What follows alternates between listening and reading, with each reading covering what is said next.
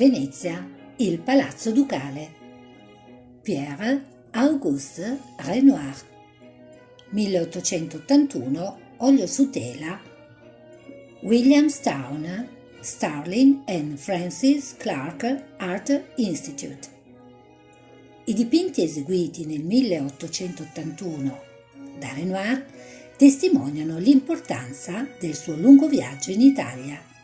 Il confronto diretto con l'arte antica trasforma radicalmente la visione dell'arte e la poetica di Renoir, permettendogli di abbandonare definitivamente l'impressionismo e di trovare una nuova via espressiva. Venezia è la prima tappa, nel novembre del 1881. Renoir ne rimase affascinato e stupito.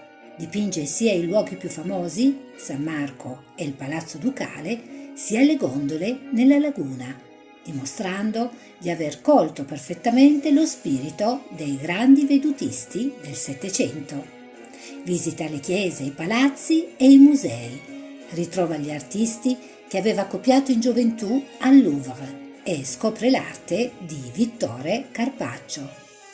La mia grossa sorpresa, disse. Stilisticamente rafforza l'intensità della luce e schiarisce ancor più la sua tavolozza, con una maggiore varietà di sfumature.